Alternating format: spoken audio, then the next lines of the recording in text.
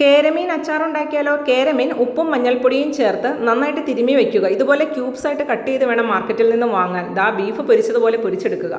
എന്നിട്ട് അതിലേക്ക് നല്ല നീളത്തിലരിഞ്ഞ ഇഞ്ചി, വെളുത്തുള്ളി, പച്ചമുളക്, അതുപോലെ തന്നെ കാന്താരി മുളക്, പിന്നെ വേണ്ടത് ഏതെങ്കിലും അച്ചാറ് പൊടി, പിന്നെ കായം, വിനാഗിരി, നല്ലെണ്ണ, മഞ്ഞൾപ്പൊടി, മുളക് പൊടി, കാശ്മീരി മുളക് പൊടി, അച്ചാറ് പൊടി, പിന്നെ വേണ്ടത് കടുക്, അതുപോലെ തന്നെ ഉലുവ, പിന്നെ നമുക്ക് വിനീഗറും നല്ലെണ്ണയും വേണം, ഉപ്പും വേണം. നമ്മളൊരു വലിയ പാൻ അടുപ്പിൽ വെക്കുക, നല്ലെണ്ണ ഒഴിക്കുക. നല്ലെണ്ണയിൽ തന്നെ ഇത് പ്രിപ്പയർ ചെയ്തെടുക്കണം കേട്ടോ, ഇല്ലെങ്കിൽ കേടായി പോകും. കടുകും ഉലുവയും ഇട്ട് നന്നായിട്ട് കടുകും ഉലുവയും പൊട്ടിക്കുക. എന്നിട്ട് ഇതുപോലെ ഈ നീളത്തിൽ അരിഞ്ഞു വെച്ച സംഭവങ്ങളുണ്ടല്ലോ, ഇതൊക്കെ അങ്ങനെ ചേർക്കുക. ചേർത്തിട്ട് നന്നായിട്ട് വഴറ്റണം. കാന്താരി ഇടുമ്പോൾ ശ്രദ്ധിക്കണം കേട്ടോ, കാന്താരി ഇടുന്നവരെ ഇത് പൊട്ടിത്തെറിക്കും മുഖത്തേക്ക്. അപ്പോൾ മാറി നിന്നിട്ടൊക്കെ വേണം. ഇത് നന്നായിട്ട് മൊരിഞ്ഞ് വരുമ്പോൾ മാത്രം നമ്മൾ കുറച്ച് ഇഞ്ചിയും വെളുത്തുള്ളി അവിടെ വേറെ ക്രഷ് ചെയ്ത് വെച്ചിട്ടുണ്ട്, ഒരു വലിയ ടേബിൾ സ്പൂണിൽ. കണ്ട, ഈ ടേബിൾ സ്പൂണിൽ ഇത്രയും ഇഞ്ചിയും വെളുത്തുള്ളിയും കൂടി നമ്മൾ ക്രഷ് ചെയ്ത് വെച്ചിട്ടുണ്ട്. ഈ മൊരിഞ്ഞിട്ടുള്ള ഈ മിക്സിലേക്ക് അതും കൂടി ഇട്ട് അതും കൂടി മൊരിച്ചെടുക്കണം. ഇപ്പം നമുക്ക് വേണമെങ്കിൽ കറിവേപ്പില ആഡ് ചെയ്ത് കൊടുക്കാം, ഉപ്പ് ആഡ് ചെയ്ത് കൊടുക്കാം. ഇതുപോലെ കണ്ടോ. പിന്നെ നമ്മൾ ഇതിലാകെ നല്ലെണ്ണയും വിനാഗിരിയും മാത്രമാണ് ആഡ് ചെയ്യുന്നത് കേട്ടോ.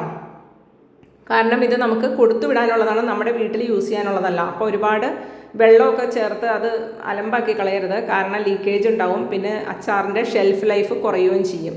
നന്നായിട്ട് വഴറ്റിയിട്ട് അതിലേക്ക് പിന്നെ ചേർത്ത് കൊടുക്കേണ്ടത്, നമ്മൾ ഫ്ലെയിം ഓഫാക്കിയിട്ട് വേണം പൊടികൾ ഐറ്റംസ് എല്ലാം ചേർത്ത് കൊടുക്കണം. നമ്മൾ പറഞ്ഞല്ലോ, എല്ലാ പൊടികളുടെയും പേര് പറഞ്ഞിട്ടുണ്ട്. ഇത് 1.5 കിലോ കേരമീനിനുള്ള അച്ചാറാണ്. അപ്പം നിങ്ങൾക്ക് അറിയാൻ പറ്റും, കുക്ക് ചെയ്യുന്ന ആൾക്കാരല്ലേ, എത്രത്തോളം നമ്മൾ പൊടികളൊക്കെ യൂസ് ചെയ്യണമെന്ന്. അതൊക്കെ നിങ്ങളുടെ ഇഷ്ടത്തിനനുസരിച്ചാണ്, എരിവും കാര്യങ്ങളൊക്കെ. അതൊക്കെ നിങ്ങളുടെ ഇഷ്ടത്തിനനുസരിച്ച് ചേർത്ത് കൊടുത്തോളൂ. ഫ്ലെയിം ഓൺ ആക്കണം കേട്ടോ. ഈ ഒരു പരിവാകുമ്പോൾ ഫ്ലെയിം ഓണാക്കി കഴിഞ്ഞതിന് ശേഷം കുറച്ചും കൂടെ ആവശ്യത്തിന് ഉപ്പ് ഇട്ട് കൊടുക്കണം. പിന്നെ വിനാഗിരി ഒഴിച്ചു കൊടുക്കണം. വിനാഗിരിയാണ് നമ്മൾ ഈ അച്ചാറിൽ വെള്ളത്തിന് പകരം ചേർത്ത് കൊടുക്കുന്നത്. വെള്ളം തൊടരുത് കേട്ടോ, കാരണം നമ്മുടെ വീട്ടിൽ ഉപയോഗിക്കാനുള്ള അച്ചാറല്ല ഇത്, പുറത്തേക്ക് കൊടുത്തു വിടാനുള്ള അച്ചാറാണ്, പാക്ക് ചെയ്യാനുള്ളതാണ്. അപ്പോൾ ലീക്കാവും. നന്നായിട്ട് തിളയ്ക്കണം. തിളച്ച് കഴിയുമ്പോൾ പിന്നെ നമ്മൾ നന്നായിട്ട് കൈവിടാതെ ഇളക്കിക്കൊണ്ടിരിക്കണം ഈ അച്ചാർ കേട്ടോ. അച്ചാർ വെച്ചിട്ട് നമ്മൾ പോവരുത്, എല്ലാ സൈഡിലും നന്നായിട്ട് കൈ വിടാതെ ഇളക്കി കൊടുക്കണം. ഇതൊന്ന് സെറ്റായി കഴിയുമ്പോൾ നമ്മൾ മൂടി വയ്ക്കണം. ഒരു ക്ലോത്ത്, നല്ല ക്ലീൻ ആയിട്ടുള്ള ഒരു തുണി ഉപയോഗിച്ച് വേണം മൂടി വയ്ക്കാൻ. മൂടി വെച്ചിട്ട് മൂടരുത്, താല ഉപയോഗിക്കരുത്. അച്ചാറിൽ ആവി വെള്ളം വീണ് അച്ചാർ കേടാവും.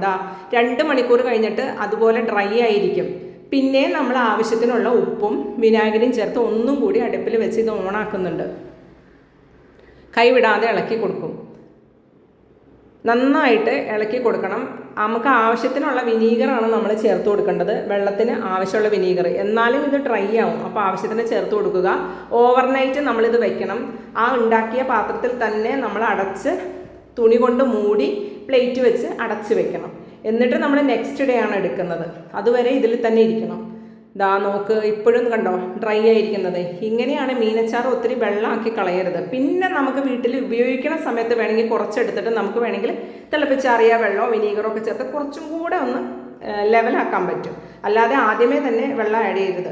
ഞാൻ ഇതുപോലെ എല്ലാം പാക്ക് ചെയ്തു. ഇനി